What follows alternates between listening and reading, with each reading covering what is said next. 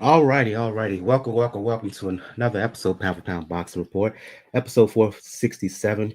Um, I am Michael, the host. Joining me this week, um, Gail from nyfights.com. What's going on, Gail? Hey, you sound like you've just run 10 miles. Yeah, it was a little bit delay within the countdown, so I was waiting for that to get through. It was a little bit of lag time. My apologies. Um, Daniel from Four Boxing News and the Inscriber. He has other obligations. We hope to have him on later on in the show. For those who are new to Pound for Pound Box Report, Pound for Pound Box Report live YouTube show, podcast, etc. Discussing all things boxing. The motto is when boxing is good, we will talk about it. When boxing is bad, we will talk about it. Bottom line is, if it concerns the sweet science, it will get discussed. If you want to check us out all over the socials, you can do so on Twitter because I refuse to call it X at P4P Boxing Report. You can also find us on Facebook, the YouTube channel as well as IG. If you wish to email us, you can do so P4PBoxing at P4PBoxingReport.com. Please let donation be the best nation.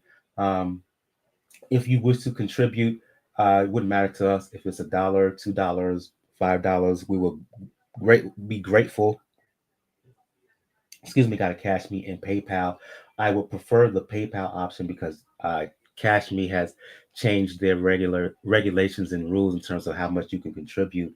Um, so you can check us out over at Cash Me as well. You can do so at Cash Me by in the description. You'll have where you can donate Cash Me and PayPal if you wish to do so. Let's get things going. The reason I'm a little bit sound like I've been breathing hard, not only waiting for this to get going, I just finished my workout and got out of the shower, and so we can get ready for things to go. Let's start things. Let's start things over in Kazakhstan, Gail. The reason I did that because doing that is because Janibek Alimkhanuly, Kazakh, aka Kazakh Style, unified middleweight champion, had his what was his homecoming title defense. Fought a guy, Frenchman by the name of defended his belts against a Frenchman by the name of. I'm just gonna go with his first name, Anauel. I'm not gonna try to pronounce his last name because I would just butcher it. And for me, this was a typical Janibek performance. Yes, Anauel had his couple of moments here where he landed solidly, but overall, um, Janibek was a dominant, weakened the Frenchman to the body, and before finishing him off with a beautiful left hand in round five. Recap the fight if you want to, Gail, but the focus for me is the future of Janibek. Yes, he has two belts at middleweight, and there are some in the boxing community who would like for him to fight in another unification bout against Carlos Anames, who holds the WBC belt. My argument is that, unfortunately, the middleweight division has lost its luster. And yes, he could fight Anames and beat him.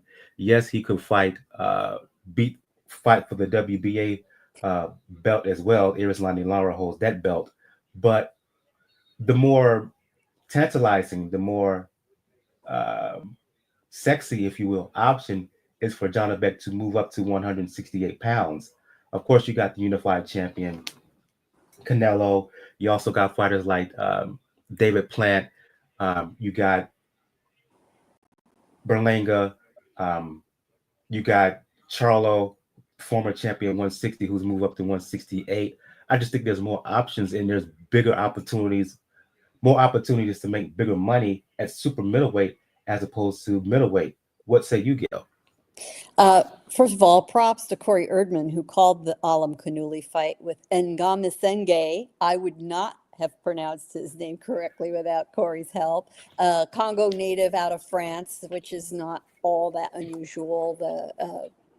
The colonial language of the Congo is French, so a lot of the fighters end up in France. And Alimkhanuly, took care of business, didn't mess around, more or less took this man's head off. So he gave his hometown fans what they were looking for, and that was definitely a worthy card to put some of the Kazakh fighters on a card there, so he could have his homecoming.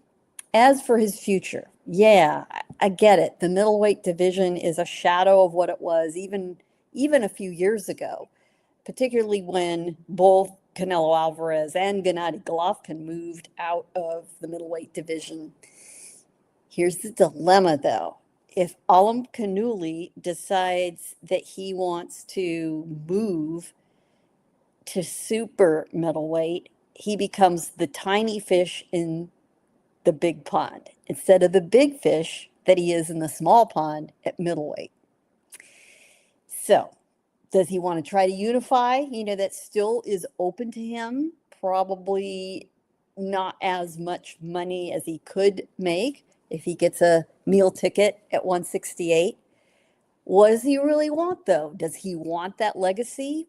For a guy like Janibek, he's probably making plenty of money. How much money does one guy need is always the question. I think until he absolutely exhausts his options at middleweight, I would counsel him personally to stay there. I get it.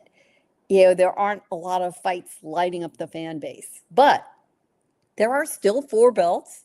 There are still 4 champions, and it's a worthy goal to try to unify at least, if not become undisputed.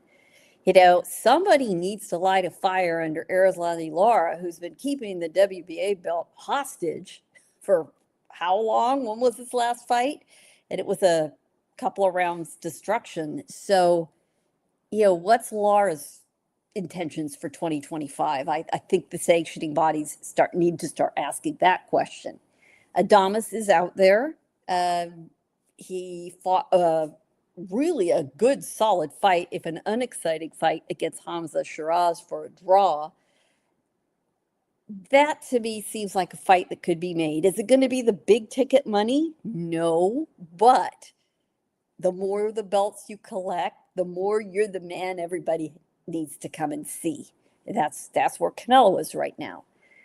So I'd tell Janibek, stick around, exhaust your options at middleweight, and only then move up, because yeah, he is going to be at the very bottom of the pile if he goes up to super middleweight.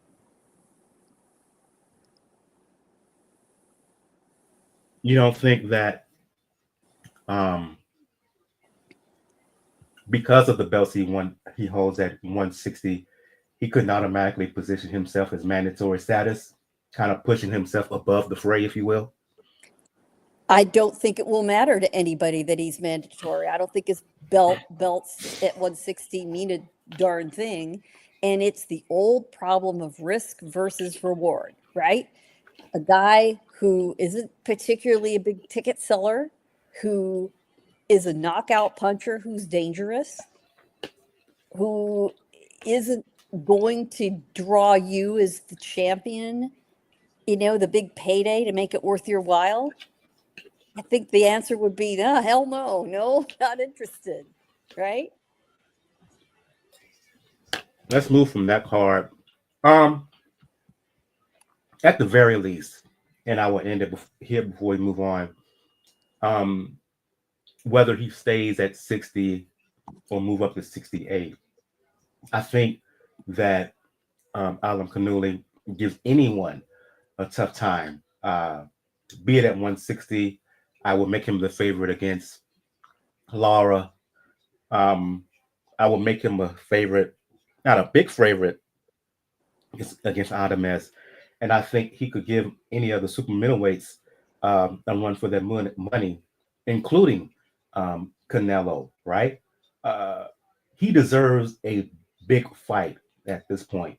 The question is, where will that happen? Will it happen in a ultimate undisputed chase at 160, or will it happen at 168? We will see what direction his team, which direction Top Rank wants to take him, and whether Alimkhanuly, if he stays at 160, how long he can hold the weight. Because maybe it's me being a little bit cynical, but I get the sense that 160 pounds is not the easiest for him to make anymore, and his body is kind of calling for him to move up in weight. let's move from that fight over, which was on ESPN Plus early Saturday afternoon, to a card that took place on ESPN Plus Saturday evening. The headliner, Gail, was uh, Richard Torrez fighting kind of a little bit of a grudge match here, but against Guido Vianello.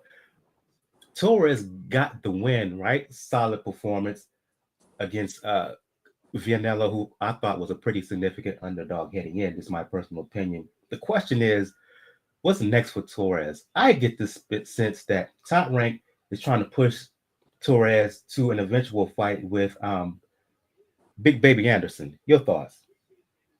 I think so. I mean, that's an easy fight for them to make. That's an in-house fight. And Top Rank has no love lost for Jared Anderson, That's unfortunately. right. When Anderson was riding high, knocking guys out, looking flashy, looking like the next great American heavyweight, he could get away with some of the comments he made about his lack of enthusiasm for boxing, that he was only really in it because the money was good, because he was good at it, but he didn't love it. Well, it's not loving him back. After his loss to Martin Bacoli, absolute beatdown last summer, he got some rebuilding to do. It is lack of enthusiasm that he expressed before the loss isn't going to serve him well now.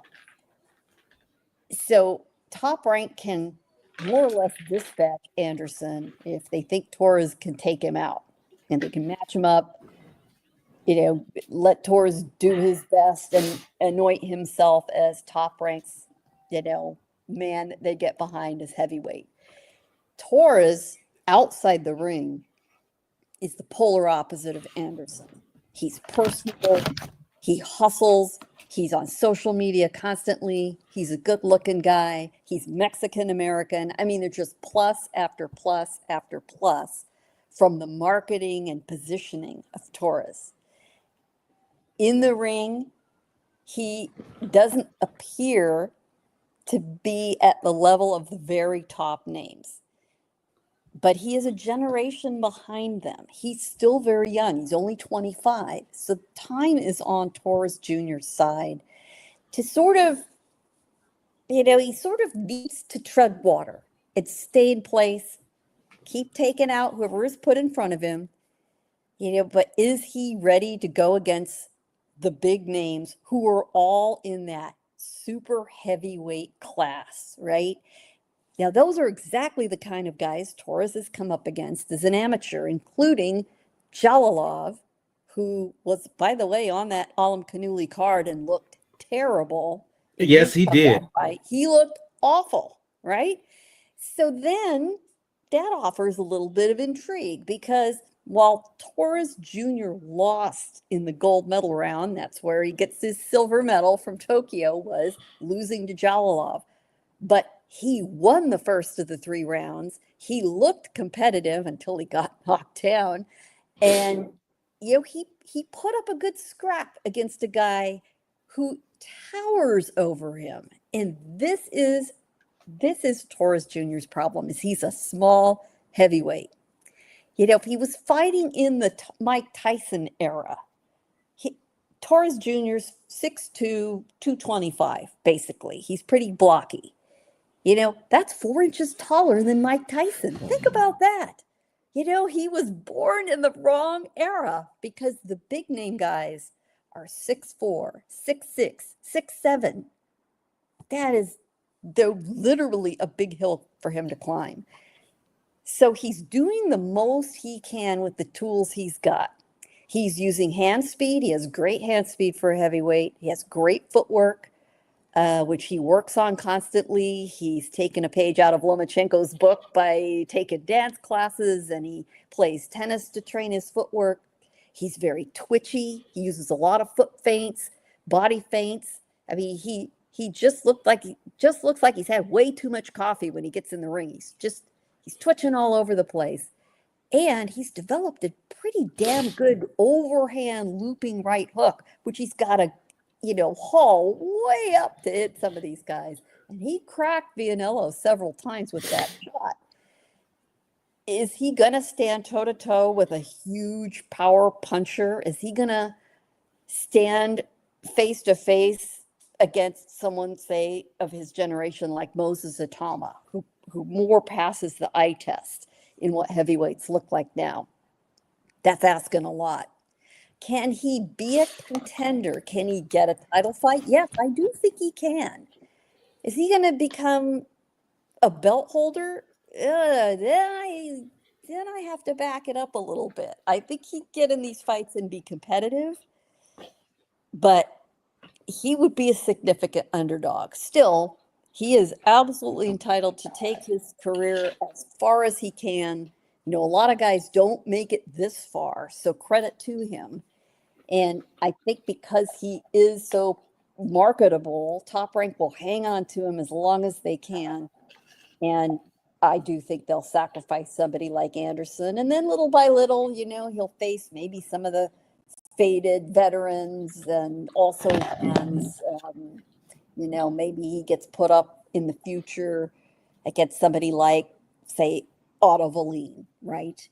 And he'll go along as far as that could take him until he's really put himself in a mandatory position and he's got enough of a fan base that it makes sense to put him up against one of the big guns. It's also possible that a lot of those guys will age out. You know, the Tyson Furies, Joshua's, Wilders, you know, they're all aging out.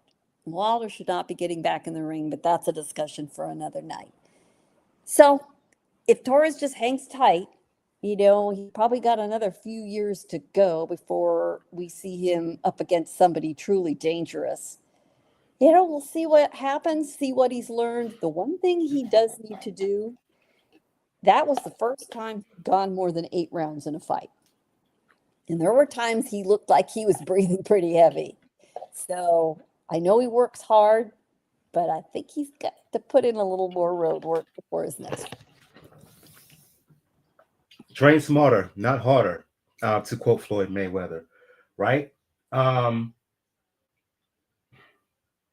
fact that we could see a fight between Torrez and Big Baby Anderson is a sad indictment to Big Baby. And the reason was because of what you said about him in your discussion, right? Not just the fact how Big Baby looked in his loss to Bacoli, but his comments and his general attitude. He is the cause of his own demise, and he is the reason he has to look in the mirror and have a come to Jesus meeting with himself, because he is the reason that he is starting to fall out of favor with Top Rank. On balance, if physical ability and size and all that matter, he is a favorite. He should beat a Torrez, but because his mental ain't right, Top Rank could well put him in there against the Torrez, and because he has a money hungry first mindset, and he doesn't want to put in the real work. I mean, we saw it after the first round of his last fight, Gil, where he was complaining basically that the opponent was too hard. He was basically complaining that he would have to actually put in work. That's a weak mindset. You should never have that that is an unprofessional mindset. Put it that way. Absolutely right. You know, I had a discussion with Ray Ford today, who's going to be on the Ennis Stanionis card. And one thing he said really stood out to me. There's no room for crybabies in boxing. That's right. That's right. And that's why he could lose a fight against Torrez, who really he's better than. Now, in terms of Torrez, if this was the 1980s and 1990s, he would be a very good, a perfect prospect / contender in terms of size, right?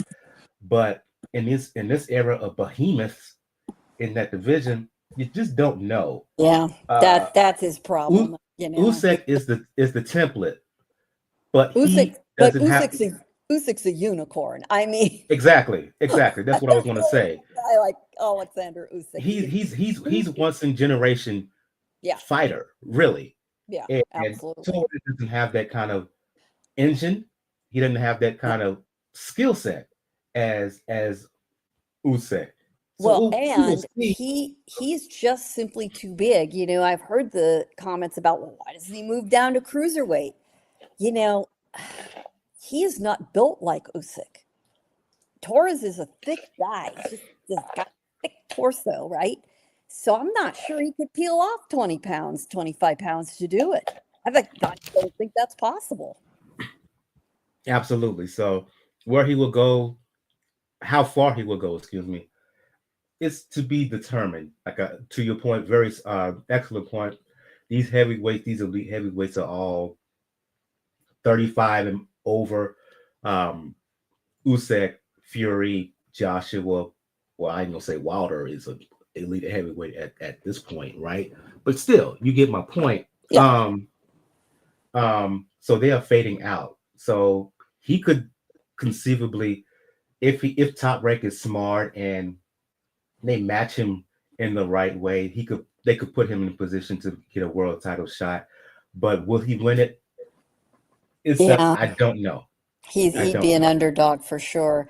The one other thing going for him is, if we look around, he is really the only viable American heavyweight at, knocking on the door to the elite stage.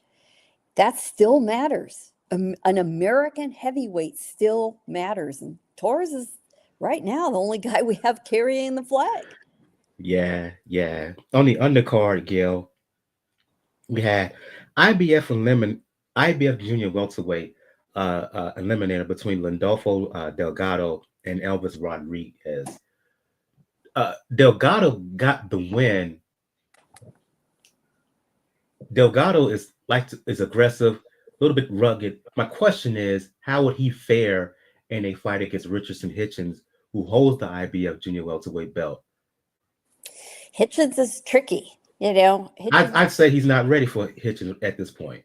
The question that we have to ask after seeing the fight is, did Rodriguez really rise to the occasion and give his best effort against Delgado? And Elvis is an interesting case. Top Rank was very high on him for a long time, just like they had been on Anderson, and he performed well. And the fact that Freddie Roach, his trainer, is so enamored of him, so believes in him, makes you want to believe in him. But he's had some rough outings.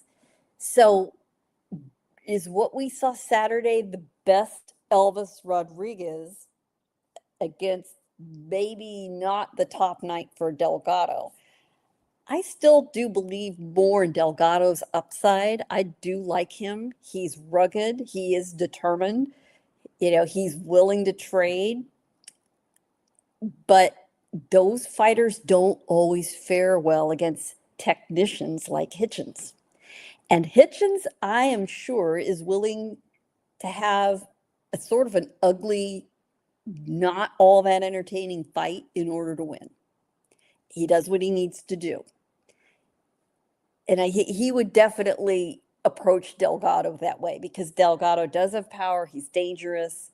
He's willing to bang. But a guy like Hitchens is going to get the better of him. Still, he has gotten himself in position where he deserves to give it a shot.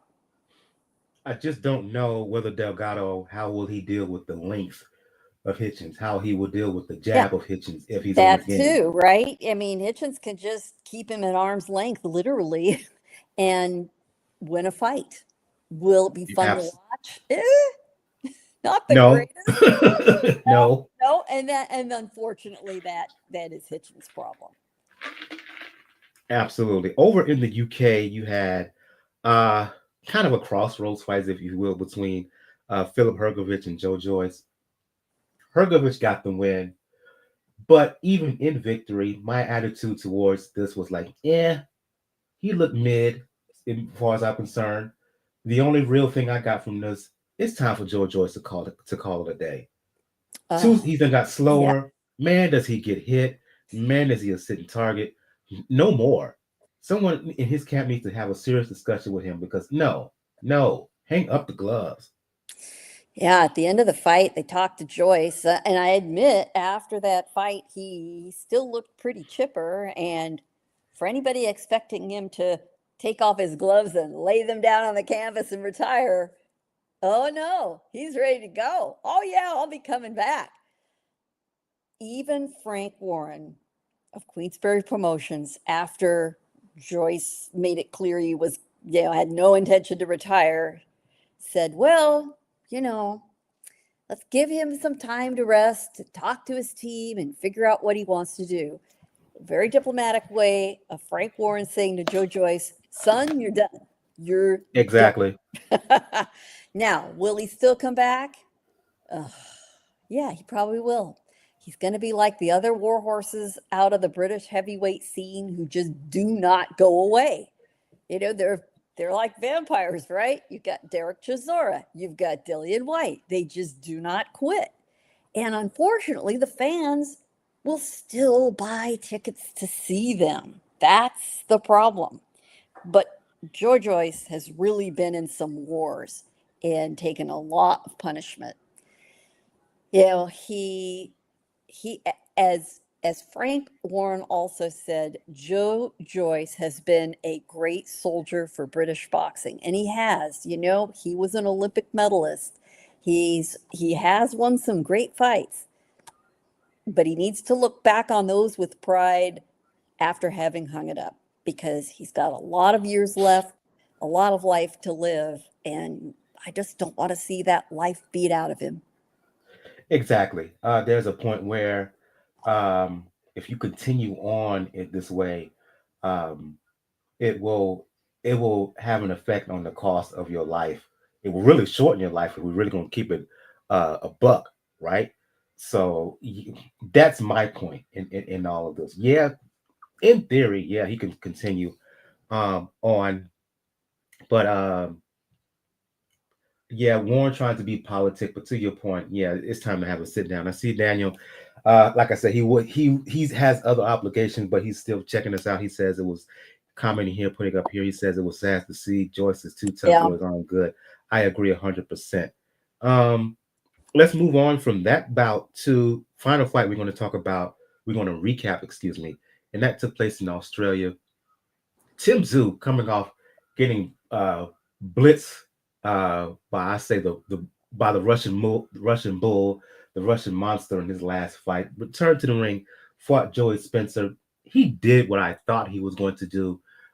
Took a couple rounds for him to get the engine warmed up, but once he got the punches, let the punches flow, it was basically a wrap.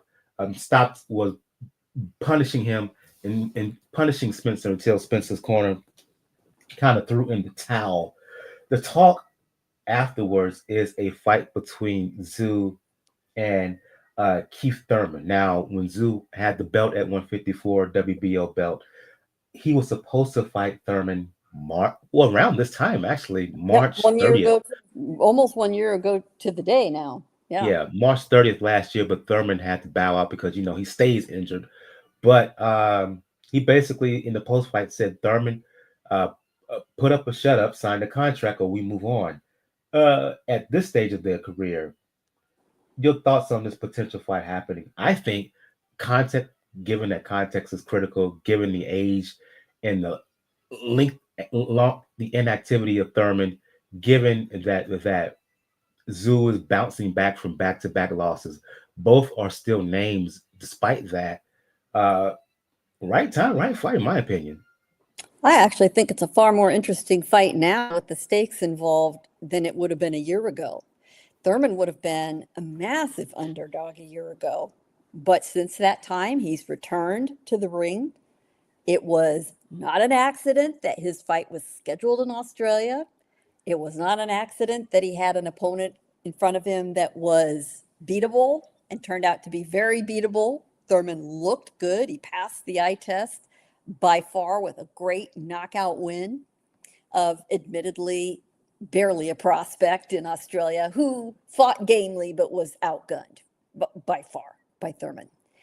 And now you've got Tszyu, who did the same thing with Joey Spencer. And make no mistake, Spencer was teed up as the right opponent at the right time to make Tszyu look good, because this was a win or retire fight for Tszyu.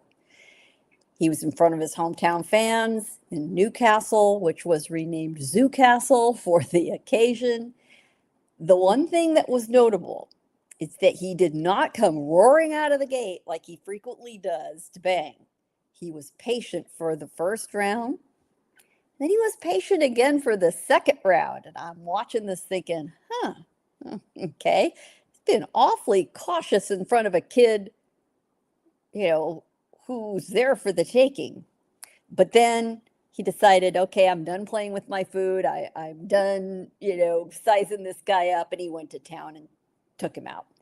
And it was Spencer's corner who saw him being pummeled by a flurry of punches with absolutely no answer, and they pulled him out, which was the right thing to do.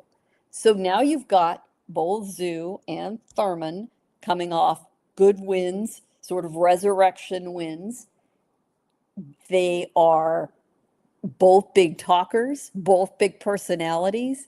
This is a massive fight if it's staged in Australia. And I think it will be, although it's possible they could take it to Las Vegas, where Tszyu often trains, who has a presence there. And I think it'll be a lot of fun. The buildup will certainly be entertaining, because both guys are absolutely willing, to do their bit. Tszyu played commentator during Thurman's fight here a few weeks ago. Thurman was apparently home in Florida, but clearly watching, posted to social media, I'm going to get you. So nobody should be surprised when the fight announcement comes. We might be another few weeks away from that, but I would imagine that we'll see this late summer.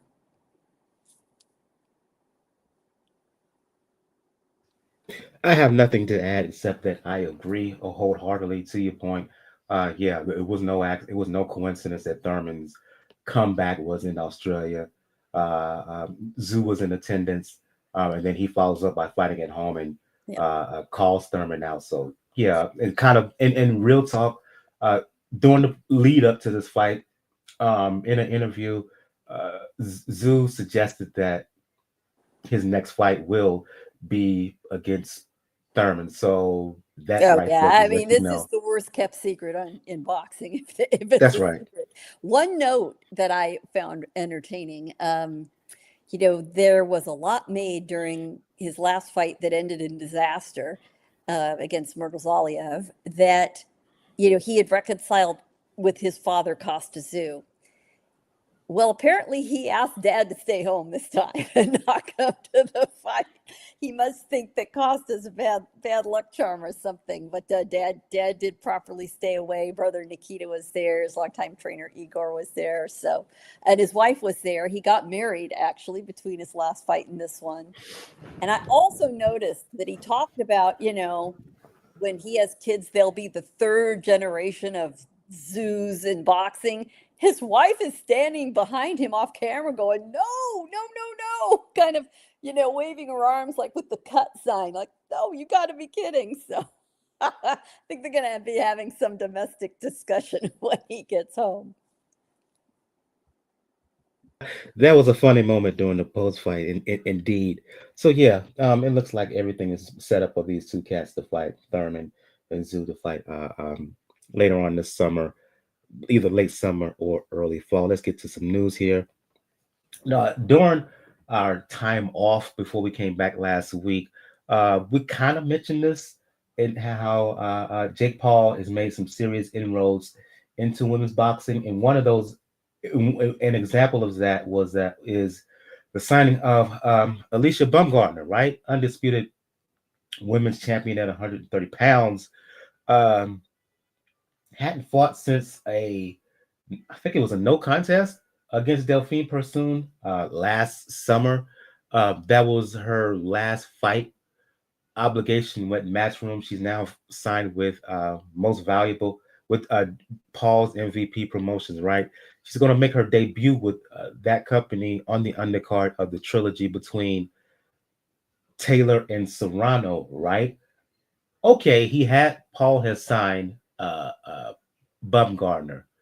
The question I have for you, Gail, what can he do to enhance her career in the way that Matchroom failed to do? Well, he's got the money to put up to get her fights. Again, we're talking about the whole risk versus reward issue.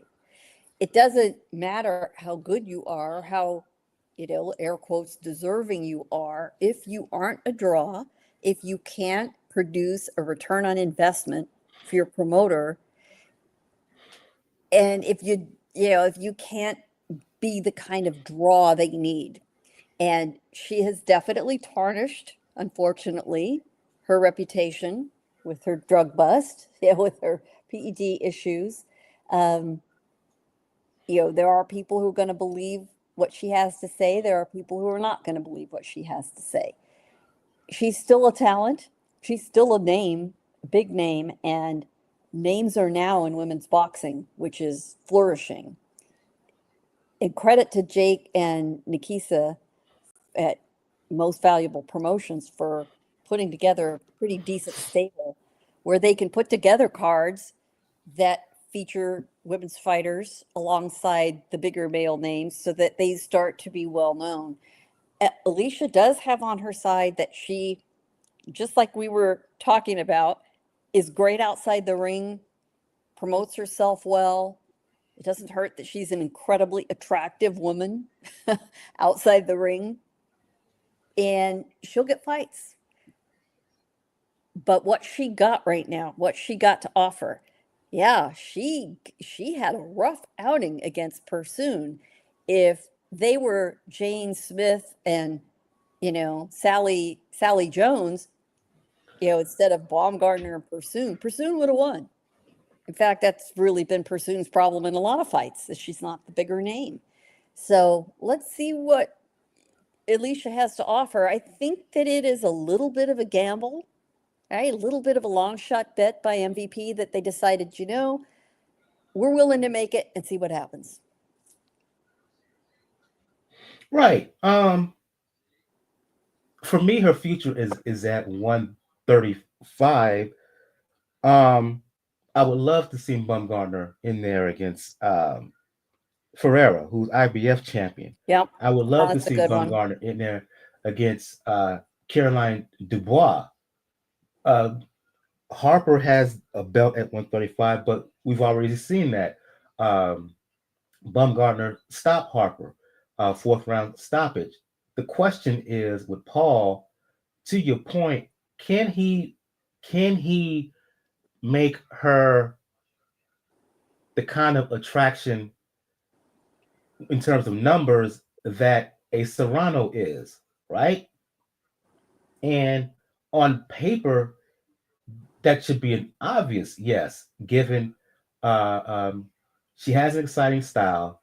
She's a power puncher, and you mentioned it. Her looks outside of the ring, but there's something missing. Part of it has to do with the way that her and her camp handled the positive drug test, right?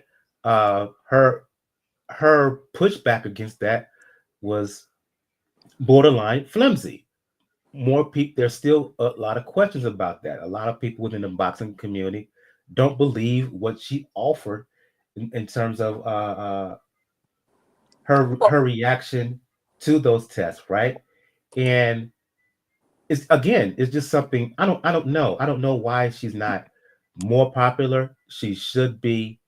The question is on MVP now to make her not just the name, but get the fights that and the money.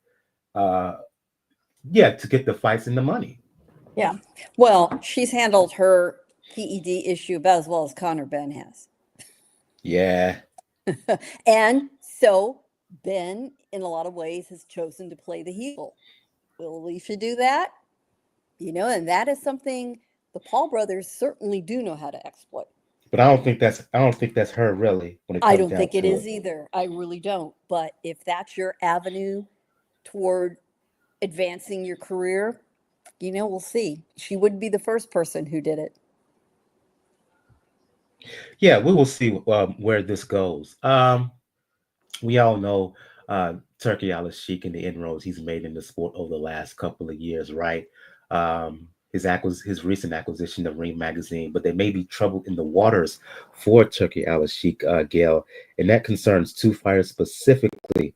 One is Dimitri Bivol, who's coming off of a terrific rematch win over Bertabiev to become undisputed champion at 175. The other fighter is one Shakur Stevenson. Now, there have been rumblings that there was negotiations for a fight between Bivol and David Benavidez, who's mandatory contender at 175. But news broke before we began the show that not only those talks ended quickly, but Bivol has decided to vacate the WBC champion belt as just a few hours ago. So now he's unified champion. The reasons for this seems to stem around Turkey Al-Sheikh and the failed negotiations for a fight with Benavidez. Also, there's been talk of a fight between Shakur and Zepeda, and we know how Shakur is. He tends to have loose lips when it comes to social media, loves to spill the tea, and according to his feed, yeah, Al-Sheikh promised him a certain amount of money when it comes to a fight with Zepeda, and apparently Al-Sheikh didn't live up to his end of the bargain. Details, Gail. Well, if you believe Shakur Stevenson's account of things, he claims in this long discussed fight, over and over, we have heard that we were going to have Stevenson to Zepeda. Unfortunately, when it was made as a deal, Stevenson had to deal with his hand injury and pulled out of the fight. So it's been on hold. The timing hasn't been right. Well, finally, now that Zepeda has beaten barely, um, um, oh gosh, Tevin Farmer, pardon me, Tevin, for spacing on your name twice. We figure, all right, finally we're going to get this fight, that's been delayed. But Stevenson, when he's got something to say, he doesn't hold back and his Twitter fingers get busy, right? We all know what Shakur is thinking at any given time. Just open your social media. And today he said that Turkey had promised him a $5 million purse, was only offering $3 million. And oh, by the way, he didn't have this discussion with Stevenson personally. Apparently, some of his emissaries discussed this with Shakur, which rubbed him the wrong way.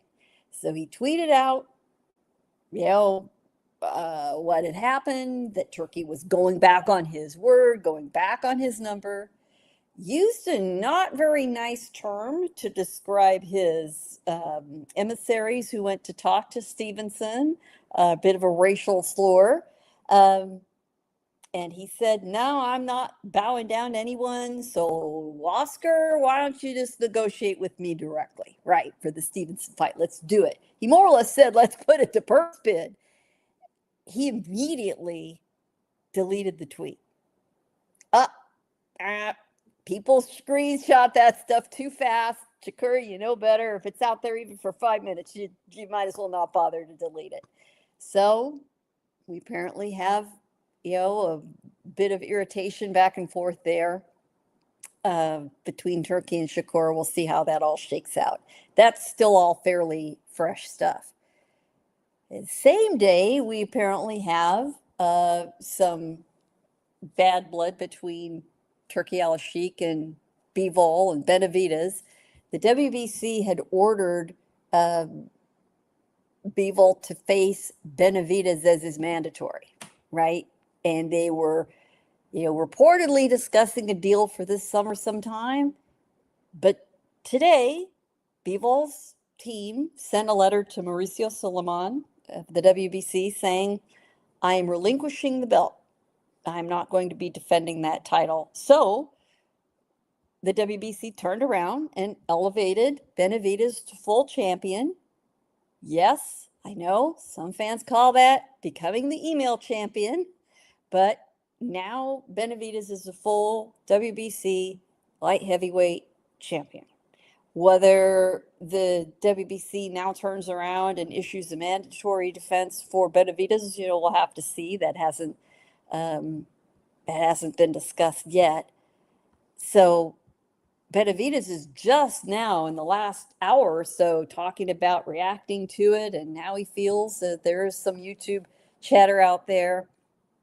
But yeah, the concerns people had with Alycia, trying to corner the market on all the big fights, offering the big money, is now that everybody is waiting for those big paydays. When they don't come, now what do you do? Now what do you do? Well, people that like Benavidez and Shakur, who are really more in control of their careers, who can write their own tickets, who can negotiate directly with the other promoters involved, they've got other avenues. Same with Bivol, right? The guys that can't do that will be stuck. Now these offers are starting to go lowball, right? So we'll have to see how this all shakes out. But clearly there are rumblings of problems.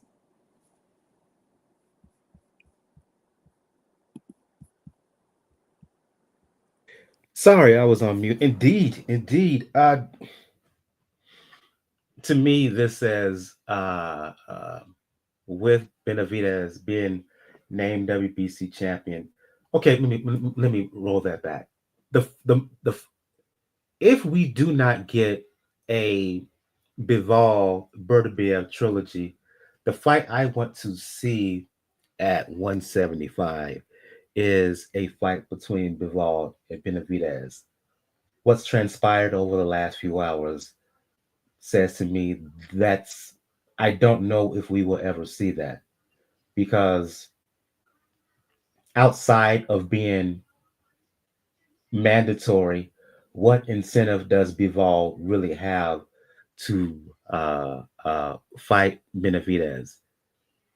Does he really need him at this point? Oh boy, I think Gail is gone. Hope to have her back. Um, so I'll continue on to the hope we have her back. Let me send out a message to her, see if we can get her back. Um, I don't know if there is an incentive for Bivol to fight him now, because with him being unified, with him coming off of the sensational fights against Bivol, now Gil's back. I don't know if Bivol really needs a Benavidez.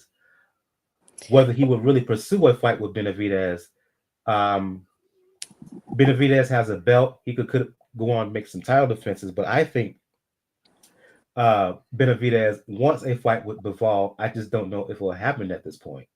Yeah, I'm sure Benavidez wants it because he knows he can beat him. I just Yeah, so, and I think Bivol knows that too. But Bivol's option is a trilogy fight with Beterbiev, which he knows yeah. Turkey will pay for. Um, It will probably and be for and a career high payday as well. yeah, I mean for both men, right? Who wouldn't want to see that again? Both fights have been terrific so far, and they both each have a win. So it does make sense. I get it. Um, what it probably means is if we do see the trilogy fight, after that, is Benavidez still going to be left out in the cold? Yeah, I'm not really sure Beterbiev wants to face him any more than Bivol does, which is again returning to the risk versus reward theme. Here we are. Yeah, in terms of Shakur and Zepeda, I think that fight will ultimately happen. The question is, will Turkey Al-Sheikh be a part of it? Um, I don't care whether Well, people. he doesn't need to be. Matchroom and Golden Boy have worked together before, and no reason they can't stage it on their own. Right. And I think Shakur, I know people like to take shots at him and whatever, and sometimes he is a little bit too mouthy on social media. Sometimes he just needs to learn to hush up and keep it moving. But I think he's a kid with real principle, right? And I don't think he's afraid of anybody. he will fight anybody. Um, People have been suggesting that he is the one who doesn't want to fight Zepeda, but I think it's a little bit the other way around. He wants to fight. He is the champion.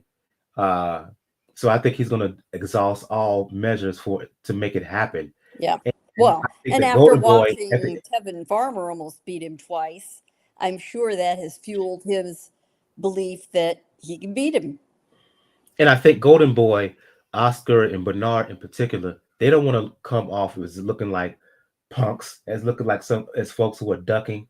Um, and as a result of all that, we will see it happen. When and where, uh, just do not know. I think at the end of the day, we could see it on the zone, either Golden Boy or Matchroom. The bottom line for me is, I think when it's all said and done, that fight will happen this summer. Yep. Agreed. Let's move on. Getting ready to shut things down here in a bit. Let's preview some fights here. The main fight I want to talk about, unification bout at 147, Gail. Boots Ennis fighting Emiliano Stanionis in Atlantic City on the zone. Show improved moment here for Boots Ennis as far as I'm concerned. We all know his talent, but ever since he signed with Matchroom, his career has kind of, his growth in terms of marketability has strangely kind of flatlined in a bit. It hasn't gone up, it hasn't gone down. He's coming off of a couple of performances where observers have been like, if he's on his game, if he's motivated, he has a chance to have kind of a show-stopping performance because he's the more talented fighter than Stanionis is. However, if Boots is not on his A game, and if he doesn't, I'll just leave it at that. If he's not on his A game, Stanionis, to me, Gail, is a very good fighter, a very solid fighter, a worthy champion. Um, he has the boxing skills, and he has the toughness and ruggedness, and he has the power where he could give some Boots some problems here. I make Boots the favorite. I think he's going to win. I think Boots is going to step up and put on a really noteworthy performance. But if he's off a bit, Stanionis has the skill and the mindset to give Boots trouble. Yep. Stanionis is a problem. He's a buzzsaw. He's very determined. He reminds me a lot of Sergey Derevinchenko, who has been trouble for so many opponents, and gets just right there on the edge of being able to beat him. And, doesn't always get the nod. Now, Derevinchenko is Ukrainian, Stanionis is Lithuanian, but it is still that Eastern European mindset. And sometimes will overcome skill. That will be necessary this weekend if it's going to happen, but I do think it's very possible. So it's a really intriguing fight, and it's about time we got to see a matchup with Boots Ennis that will really test him to determine whether what fans and a lot of his believers have thought all along is true. He now has the chance to solidify that reputation, but it's going to be a rough fight. How's he going to handle Stanionis, and what's Stanionis going to bring in? Stanionis knows this is his golden opportunity, to really advance his career. He has been such a hard luck guy, right? He had his big fight teed up against Virgil Ortiz. Virgil ends up being pulled out because of his illness issues, his conditioning issues. And then they tee up a fight, finally get a date, and then Stanionis ends up with an emergency appendectomy, right? And it's just been one thing after the other. So I'm honestly just crossing my fingers that Stanionis doesn't step off a curb and twist his ankle or some crazy thing on the way to Atlantic City for this fight, and that it actually happens.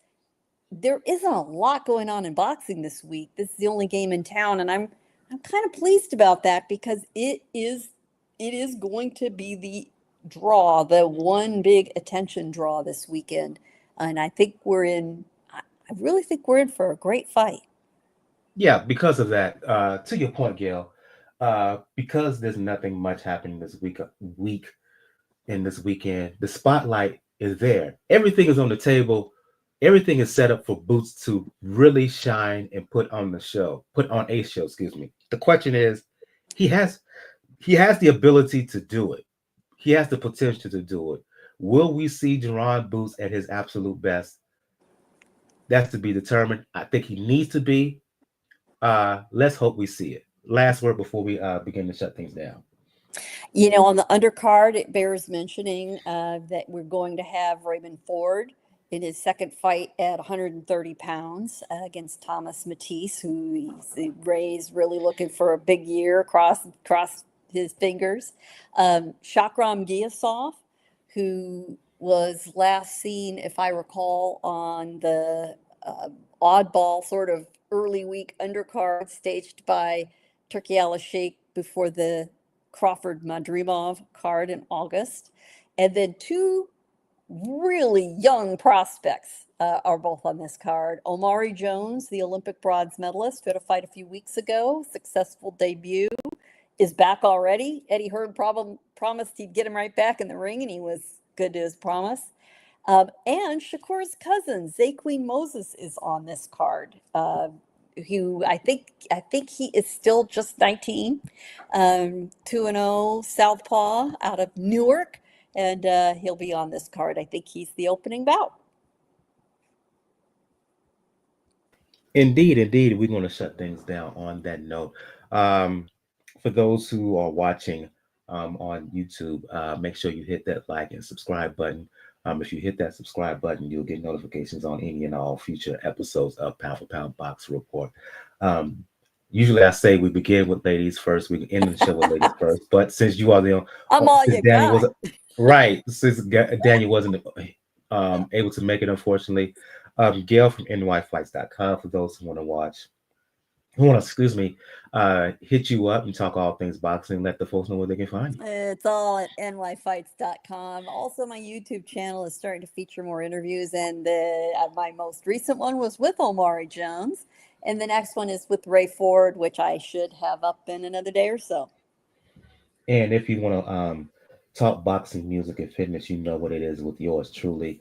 Brother JR at Brother JR76 on Twitter, because again, I refuse to call it X. You can also check me out on IG at Brother JR SC. On the next episode, we will have a recap of Boots, Ennis, and Stanionis. We may talk Ray Ford as well. We may talk Ray Ford and his where does he fit in the junior lightweight landscape should he win against Matisse, and we will preview someone who I think is really on the rise, has reached elite status and has potential to be in time the best woman boxer in the world, and that is Gabriela Fundora, who's returning to the ring to defend her undisputed flyweight championship against Marilyn Badillo. I just love the way she fights. I love her temperament inside the ring and outside the ring. She's a real sweetheart, right? So she's going to fight in California on the song, and we will preview her upcoming title defense. So this has been episode 467 for Gail of NY Fights. I am your host, Michael. We will see you next time. Everyone have a good evening. Good night.